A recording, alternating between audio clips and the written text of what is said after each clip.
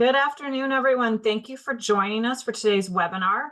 We are, since it's right at noon, going to give folks another minute or two to hop on and figure out their Zoom links before we get started. So just hold with us for a couple of minutes.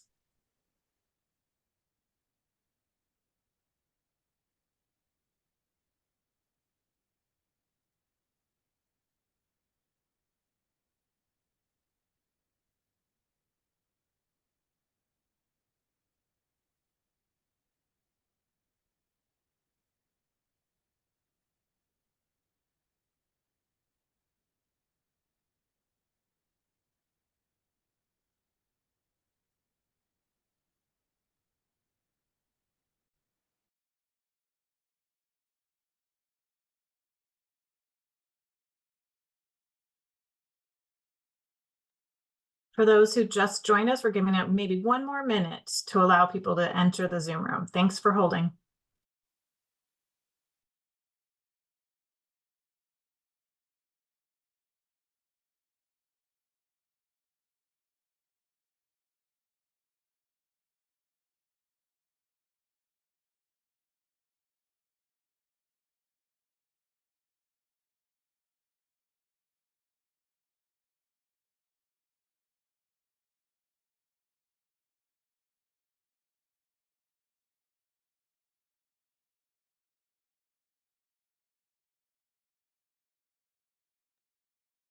Okay, folks, let's get started. I'm sure people will be trickling in, but we want to make sure we have enough room to discuss everything today. So good afternoon. Thank you so much for joining us for today's webinar, Our Best Shot for a Happy and Healthy Holiday Season. I'm Lindsay Clarke, the Senior VP of Health Education and Advocacy at the Alliance for Aging Research. I lead our efforts to educate consumers, patients, caregivers, and healthcare professionals on a wide variety of diseases, conditions, and issues of aging. One of the campaigns that I oversee is the Our Best Shot campaign. So this is aimed at educating older adults about the importance of vaccination throughout our lives. So it's not just vaccines for little kids. We've produced dozens of resources on how vaccines work, which ones are needed, where they can be found, and more.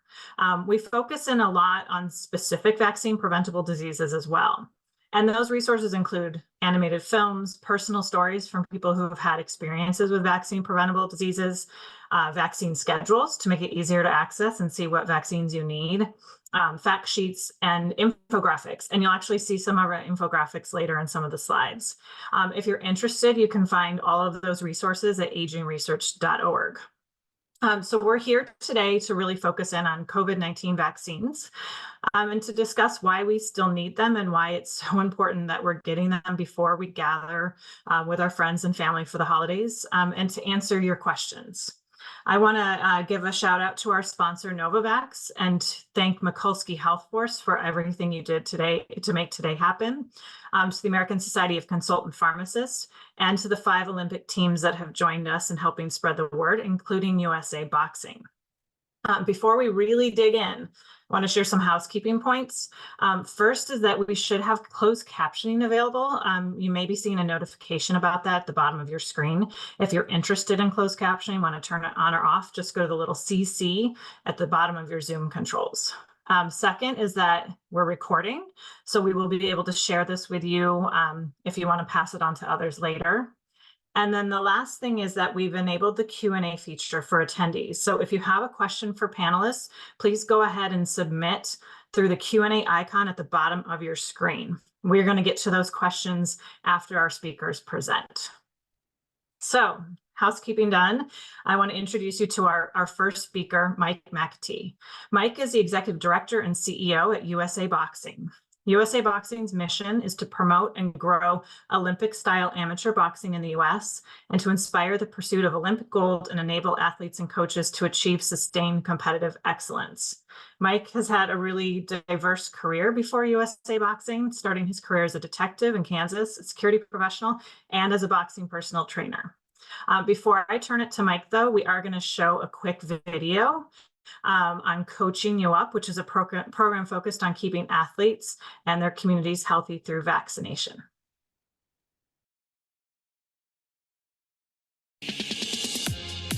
Introducing Coaching You Up, a game-changing initiative aimed at safeguarding the health of athletes, coaches, and fans while keeping the spirit of sports alive.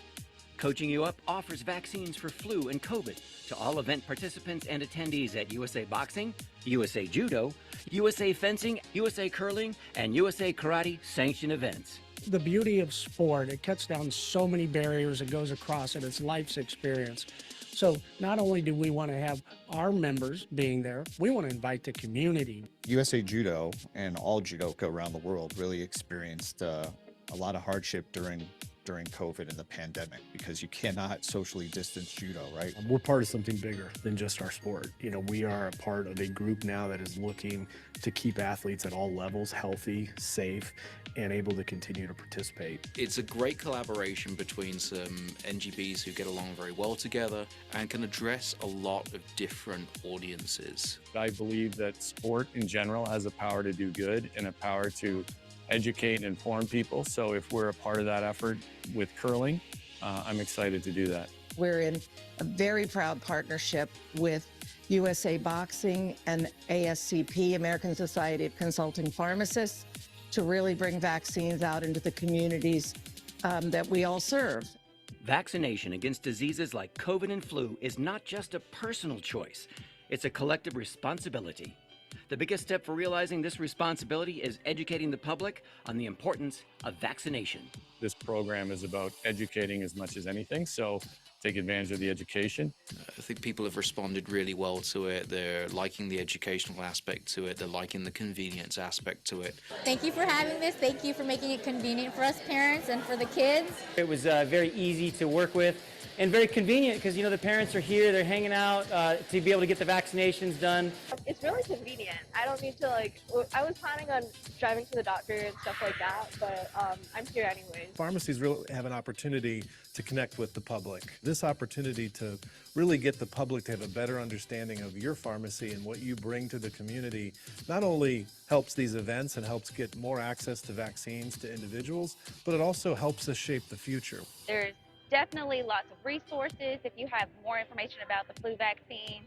While all competitive sports embody discipline, strength, and the pursuit of excellence, another element has become just as crucial: health. You know, if you're sick, if you haven't got your flu shot and you catch the flu, you can't go to the dojo. You can't go to the dojo, you can't go to a tournament. You can't go to a tournament, you don't make the team. You don't advance to Team USA. Well, to be part of Coaching You Up, it fits well with judo, because in the sport of judo, one of our key tenets is mutual benefit and welfare. It's not just our members, it's aunts and uncles, it's cousins, it's friends, it's co-workers. For more information on Coaching You Up and how you can help your community live healthier and safer from disease, go to coachingyouup.org. All right, Mike, the floor is yours. Thanks, Lizzie, and thank you to everybody who has decided to join this webinar. On behalf of USA Boxing and our other NGBs, national governing bodies, I want to say thank you for taking the time, taking the effort to spend an hour with us. The idea of having this webinar, I think, is critical and part of our mission that all the national governing bodies that are part of Coaching You Up, we came up with the idea of Coaching You Up because obviously in sport, you have mentors, you have coaches that provide you great background, help you get information, and then you make decisions. We all were touched by the pandemic, which I do think has made vaccinations more front and center. So one of the biggest things that we started during COVID, our board of directors directed us, and we've continued this practice, that we have to check every box when we're making a decision about what we're doing. In other words, health and safety of boxers, coaches, and officials. That's always been the driving force of all sport, but it became really important during the pandemic. Then the next thing is the groups that we have to follow besides our athletes, our coaches, and our officials is staff and employees, people of the venue. How do we keep them healthy? And then third, And finally, how do we be good citizens and help society? So following these key principles, we were able to navigate during the pandemic. We were boxing continued in gyms. We were able to have participation at the local level, regional level, and even during the national level.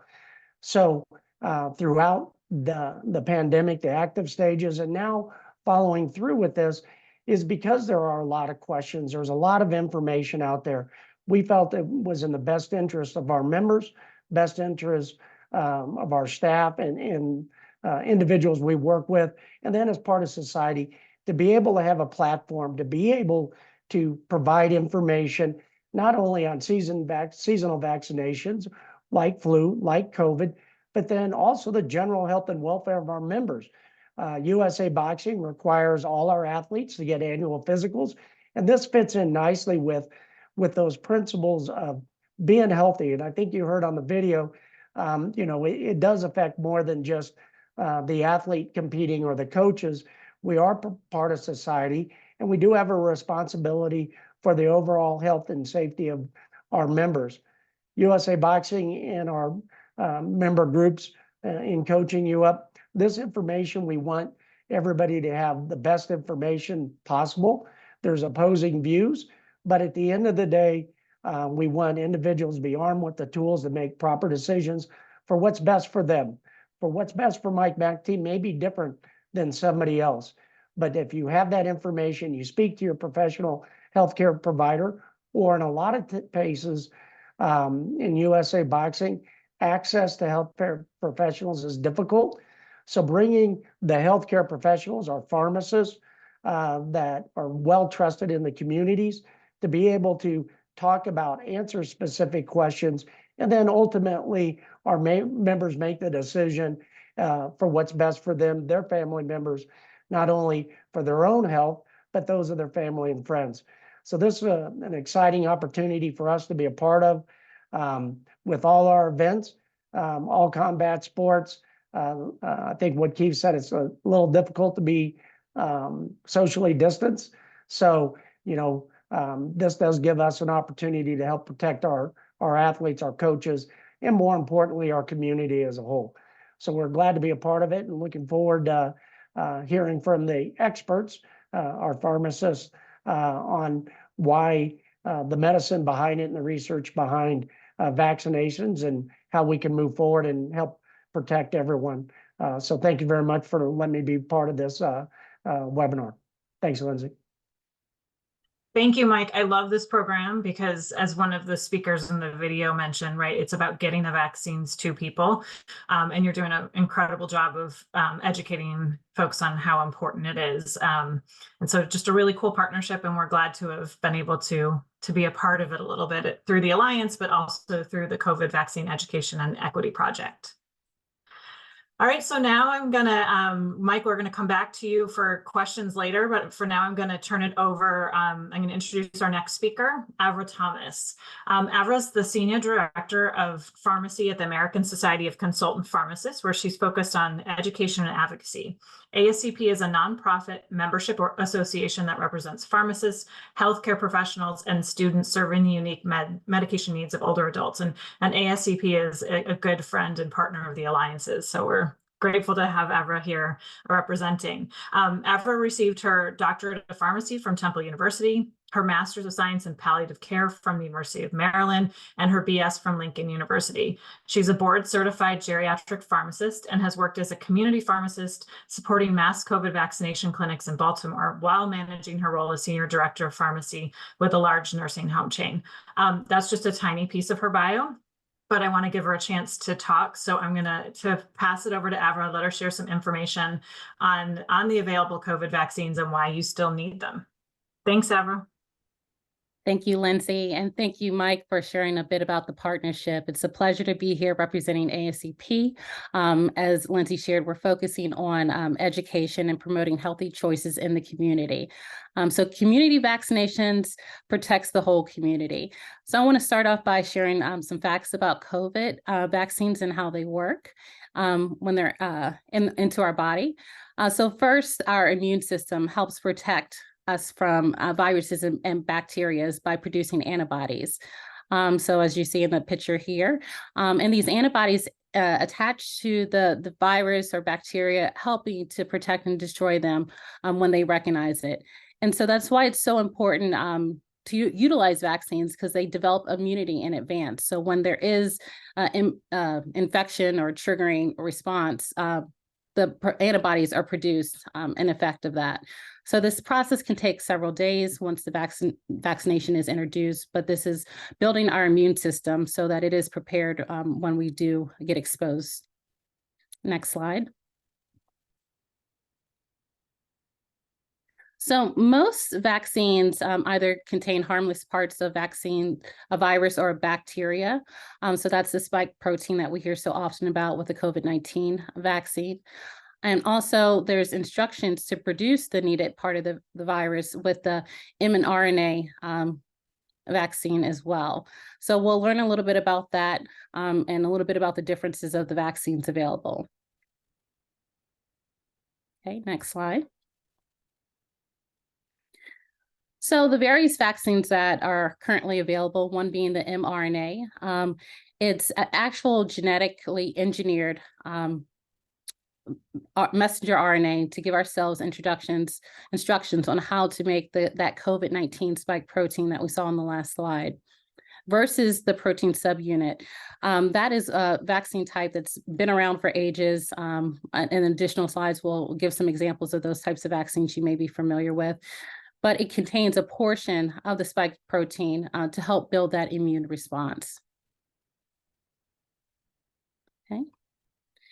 And as shown here, the differences in the two vaccines, one with the messenger RNA, it causes the production of additional spike proteins, which could trigger the production of antibodies, versus the spike protein. It also produces. And then after around 2 weeks of time, that's when the immune response really takes effect. So you're protected once you're vaccinated about 2 weeks post-vaccination. Very important as we talk about boosters and going into the holiday season that we are up to date on our vaccines. They contained additional mutations and variants as the virus changes over time. So very important to keep up with boosters.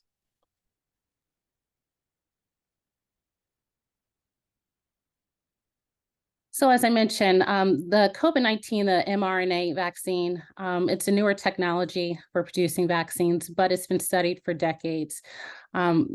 Studies have been used for other vaccines and cancer treatments and more, the newer technology. However, the protein subunit has been around for years, and it contains adjuvant, which helps produce the strong immune response. And that's seen in vaccines like hepatitis B, HPV, the whooping cough vaccine as well.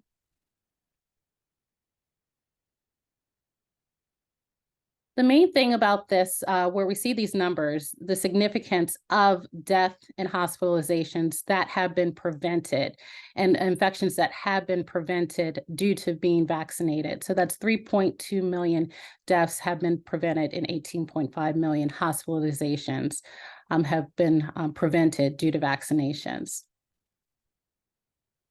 And this is over the last 2 years in the US. Now, this is a graph that's going to start to produce as we talk about death rates over time, just looking at a short period of time between April and September. As you note, the unvaccinated, the death rates are higher. Those that are vaccinated, which is the primary and the booster, but as you can see, the significant difference in those that have been boosted more than twice.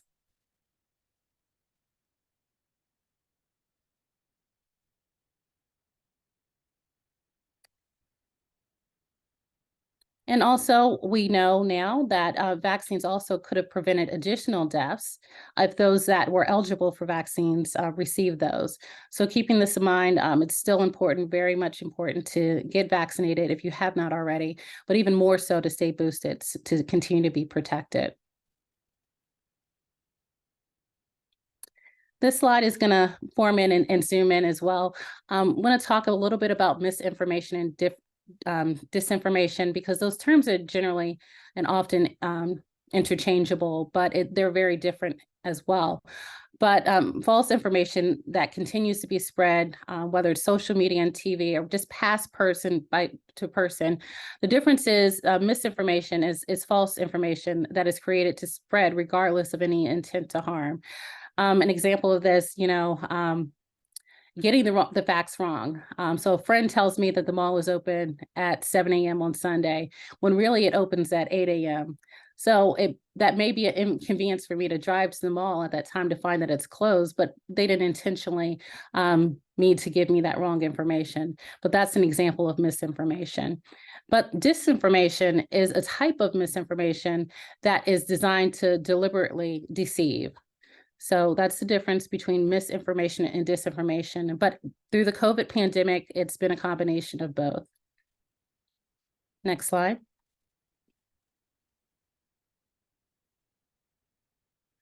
So the significance of disinformation and misinformation can have a significant impact on those when they're trying to decide between information on whether to get vaccinated and what to receive as far as vaccinations. So a brief exposure of misinformation caused a number of people to get vaccinated or willing to get vaccinated go down. So that's significant.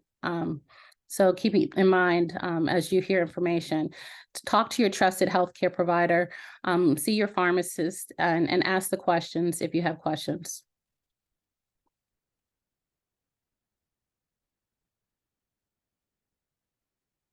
And just more so focusing on the point, there was an analysis of millions of social media posts found false news was more likely shared than true news.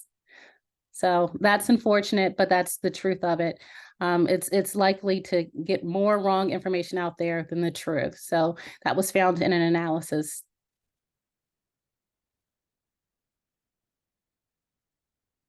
Now, 67% of adults who have not received the vaccine has heard at least one myth and either believe it's true or they weren't sure as of May of 2021. So that 67%, those may have been on the fence about getting vaccinated.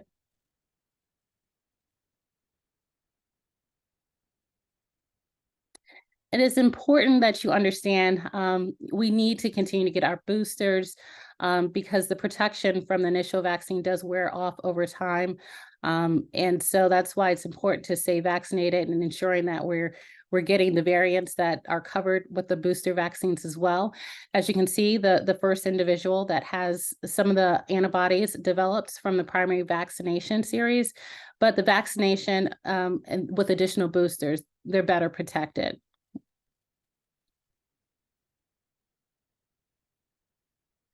So the question is, if there is a question, do you still need the vaccine even if you've had COVID-19? Yes.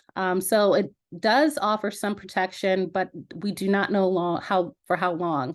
That protection declines over time. It's thought to be 90 days, but when you're feeling better, you should be vaccinated if you do get the COVID vaccine in between. 2 times death and long COVID, the risk of reinfection can be worse than previous infections. So it's 2 times and 3 times hospitalizations and heart problems at risk with the COVID reinfections. And there's also some news reports to say more vaccinated people than unvaccinated people are dying. But something to keep in mind and that they don't often say, there were also 3.8 more times more fully vaccinated than unvaccinated people in the US. So considering that, and fully vaccinated people are more likely to be older and frailer and have higher risk of complications. So people vaccinated at lower risk of hospitalizations and death than those that are unvaccinated. So if they receive their vaccinations, you're at lower risk. So 1 in 5 adults have received an updated COVID-19 vaccine as of mid-November. So we have some work to do. So consider that as well.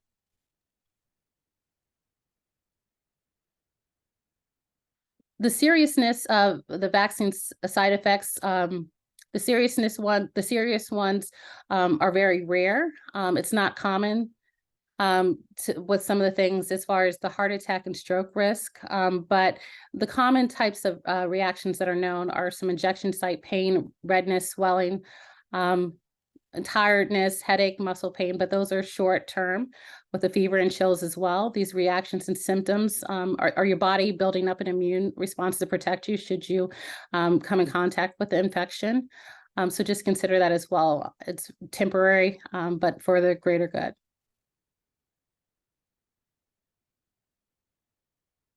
The risk of developing a blood clot is far higher during COVID infection than from the COVID vaccine. So keeping that in mind as well as you hear some of the talks about the risk with development of these types of things as far as a blood clot, your risk is much greater if you get the COVID-19 vaccine. I mean, if you don't get the vaccine versus getting it. So consider that as well. So after COVID-19, people are 65% more likely to have cardiovascular complications. So like irregular heartbeats, heart failure, coronary heart disease, and more.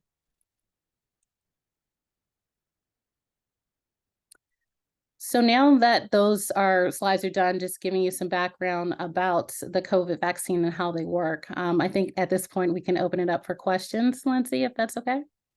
Yeah, absolutely. And thank you so much, Avra, for that overview. I know we'll have a lot of questions digging into it, but I really appreciate that background. I want to remind folks that if you have questions, please do put them in the Q&A that's down at the bottom of your Zoom screen, and then I will read them to Mike and Avra. The first question, I think, Avra, is for you. It seems like there's a lot going around right now. I certainly know people who have COVID, but there's also people with just like a cough that they can't clear. How do we know the difference? I think we talked about this in the early stages of the pandemic, but like right now, how do we know if it's COVID or the flu or RSV or allergies? What do we do? So a number of the symptoms are overlapping. Some of the cold symptoms in general, the runny nose, coughing and sneezing, sore throat.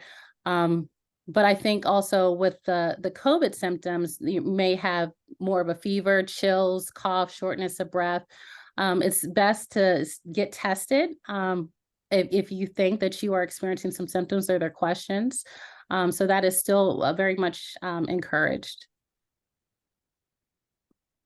Fantastic, thank you, Mike. I think this one's for you, and I might not be doing it justice. So if I don't ask the question right, please do type back in. But it says, do you provide refrigeration for vaccines? And I'm assuming this kind of means at your events. So do you mind talking about?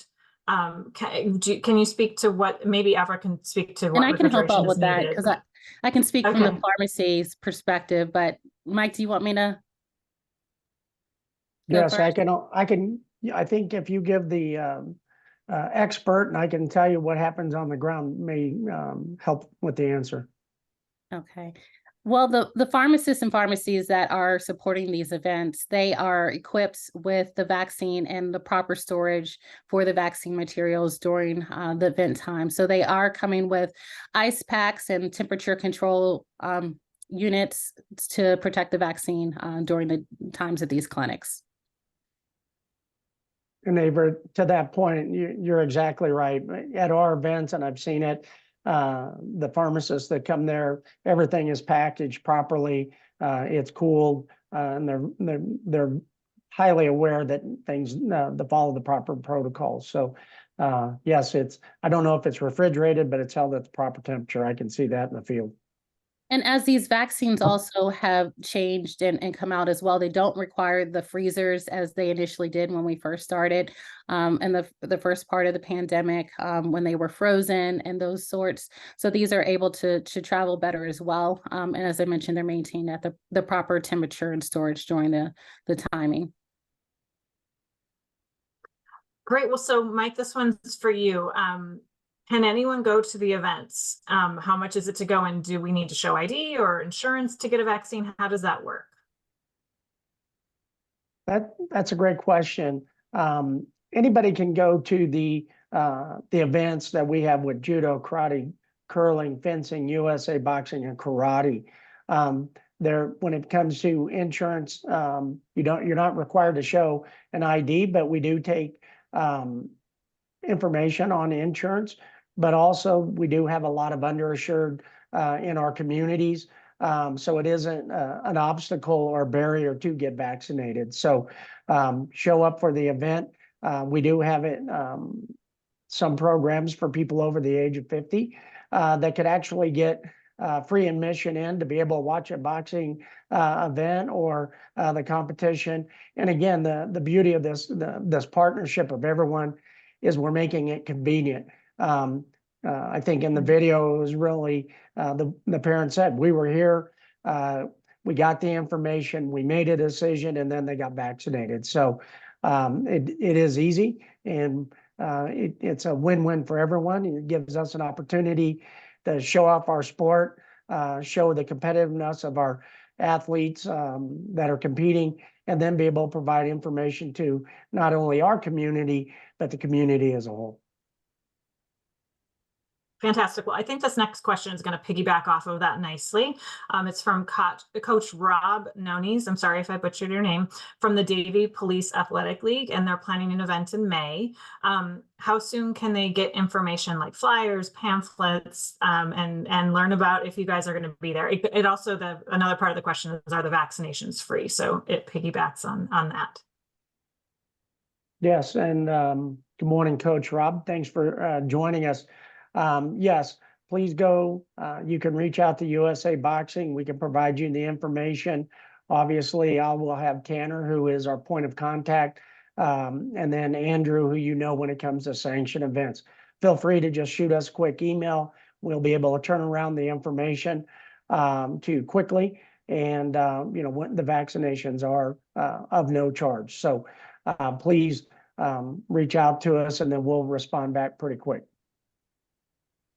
I do want to also add that the free updated COVID vaccines are available for most adults through their private insurance, Medicare and Medicaid as well. Also, we understand that there are some folks that do not have health insurance, and there are different programs as well. One of them, the Bridge Access Program, you can find more information also about that on the CDC website. But there are a number of different health centers, pharmacies in the community too, that have access to these vaccines, for example, CVS and Walgreens. And also there are some programs through True North through increasing community access to vaccines and availability. Yeah, thanks for that detail, Avra. And also to our members and other NGB members, there are built-in vaccinations that would be at free of cost or no charge. Great. Well, so one of the things, Avra, that you shared was the misinformation, disinformation. And this question, I think, is so important. Why is the misinformation, disinformation it's so much more readily shared than the facts? And how do we work to change that? It's a really big question, but one that is really important in figuring out how to help folks. I think the misinformation is not intentional. I think we don't know a lot initially, or folks don't understand as much as they think they understand. So the misinformation is not done purposefully, but it is spread. And so that's unfortunate. So what we hope to do is continue to educate in the community, whether it's at one of these local events, or, you know, talking to your healthcare provider, someone that you trust, getting those questions answered to help inform the community of options and their choices.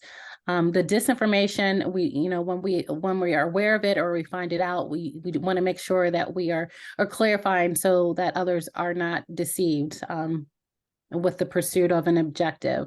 We want to make sure that we are staying up to date with our information as it changes. A lot of things with the vaccines as well, and the mutations, we have to stay up to date on the information. So just as well, we need to continue to stay informed.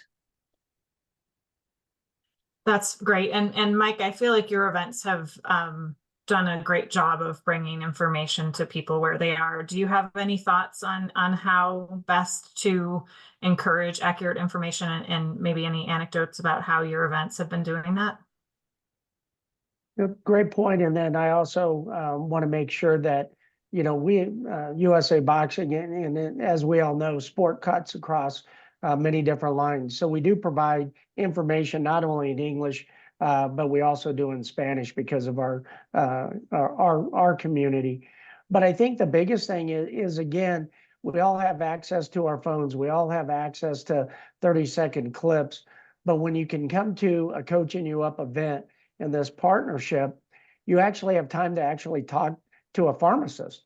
That's somebody who is an expert, who is educated, that can give you the pros and cons, because that's their job, their expertise.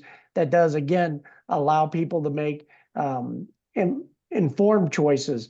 Not, and I do think there's information out there that people hear from a friend that may truly believe it.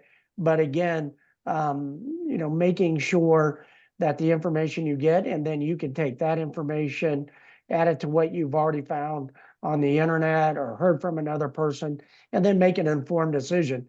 And with all healthcare, we all know it is a personal decision for yourself, but then you also have to understand your decisions impact society also. Yeah, and you mentioned your materials in Spanish. Just wanted to let you know that Coach Rob has requested Creole as well. So putting a plug in for that. What about, Avra, the recommendation for the time between boosters? So it's still as it was before. I believe it's at least 2 months from when the last dose. Well, I'm sorry, that was with initial dose and then the booster. So I think it's still 2, right? Is it So 2 one months? per Okay. season, Okay. but then at least 2 months in between, right? Right, at least 2 months in between, but the immunity is longer than that. But it's fine to get a booster. I just got mine in October. So what Yeah, and just to put a plug in, you need boosters. Just because you've had an infection, right, doesn't mean you're protected against another infection. And Correct. just because the first or the second or the third time you had it wasn't a big deal, doesn't mean the next time won't be. So we shouldn't gamble on just because we had a mild case one time means we'll have a mild case again. Is that right? And that's exactly right. And I really want to encourage it as we are going into holiday season. We're congregating more, being around our family and maybe some of the more vulnerable population, whether younger or older. We want to make sure that we're protecting ourselves as well as those around us. So get those vaccinations. And I think there was a question, or do we have a question also about testing? Because I know that that's something that I hear often about. Do we still, how should we be testing? But I wanted to share also some new information that reopening the program for the free test kits started back in September. So if you haven't already applied for that, you can go to the USPS website to request your testing kits. You can get 2 orders, each containing 4 tests in it in total, again, free of charge. I've also heard the question about the expiration dates. There has been an extension, and you can find out more information about that from the CDC website, but they have been extended for those if you have some in-house and you're not sure about them because they look inspired just by the date. Those have been extended. And just to underscore, though, I mean, I think that there was certainly a lot of news out there saying like, oh, the COVID tests aren't as accurate for certain variants. And you still, I mean, so it's not 100%, right? So It's if you're not going to be feeling, 100%, if you're right? not feeling great and you're not sure, you should retest and isolate, but it's still worth it to test, right? People should still be testing. You still should be testing if you're experiencing symptoms. I would encourage you to test if you're still, symptomatic or you're not improving. Talk to your healthcare provider, maybe additional testing. We also have RSV out there as well. And flu and pneumonia. So consider that as we go into we're in this respiratory season where it could be any of these things. Just want to make sure you're protected and ruling out what it could be. Since you brought up RSV, and obviously there's a lot of vaccines, people need to talk to their healthcare professionals and check to see what they're due for. But RSV is a new vaccine available for older adults. Would you talk a little bit about RSV? Sure. So similar, it's going to be cold-like symptoms for those that may be experiencing it. And they may folks typically recover within a week or two, but it can be serious, more so serious for those infants and older adults. That's why we're focusing in vaccinations for that population.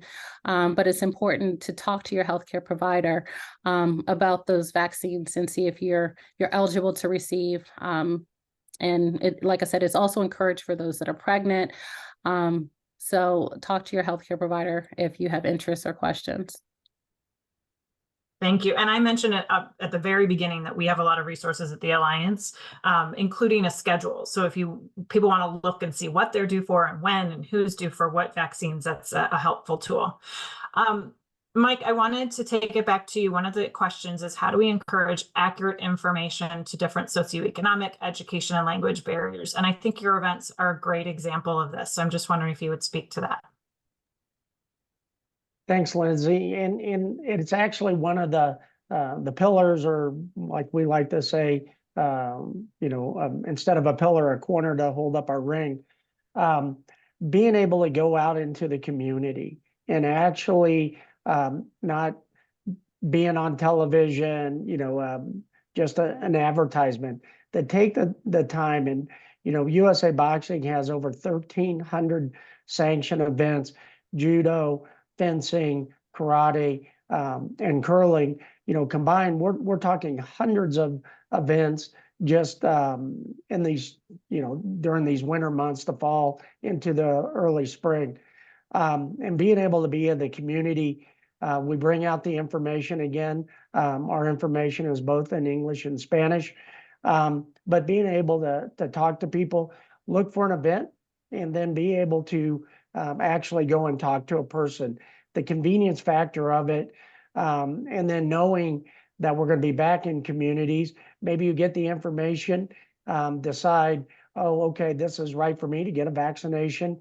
And again, you could either come back to an event, or you can seek out a vaccination, through one of the other providers that are out there. So again, taking the information, digesting it, speak to healthcare professionals, and then make a decision what's right for you and your family and friends. Fantastic. Well, part of making that decision too is understanding the information that's out there. And Avra, there's a question about side effects that have been discussed and some concerns about myocarditis in especially younger populations. And I know you had a couple slides there that touched on just a couple of the more serious side effects, which we know are rare, but would you speak to that a little bit? Yeah, so the side effects, are you asking with getting the vaccine or without getting the vaccine? Sorry, from the vaccine. Thank you. Yep, from the vaccine. Okay, so those are very rare and uncommon as far as those extreme side effects. So the ones that are more common are the injection site pain, the redness, the swelling. Some of the ones that are severe, if you don't have allergy to any components of the vaccines, those are unlikely to be an issue. So the focus on the myocarditis and that sort, if you have a pre-existing condition or a heart condition or something that you have concern or talking to your physician about, the vaccines will offer protection for a severe reaction should you get COVID. So it's really encouraged. But if you have, as I mentioned, an underlying condition of great concern that you want to get more information about, but it really helps you by being vaccinated.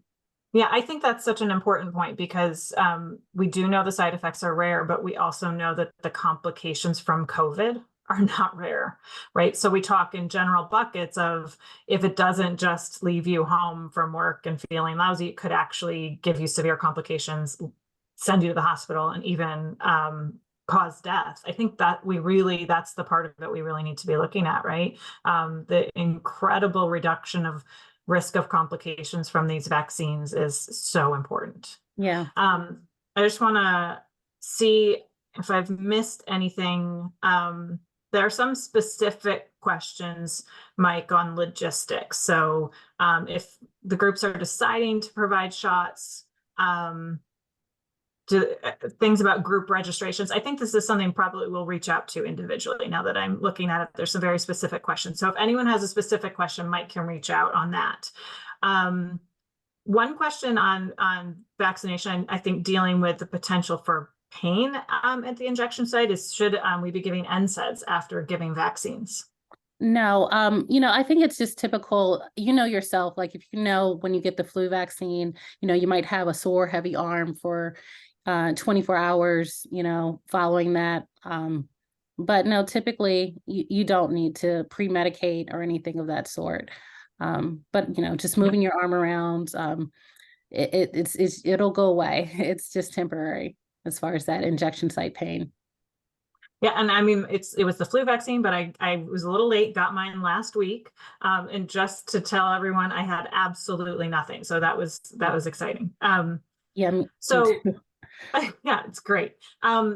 I think that the only other question I'm seeing right now, and then we can, unless others come in, we can do some closing comments. But is there any reason not to get COVID and flu vaccines at the same time?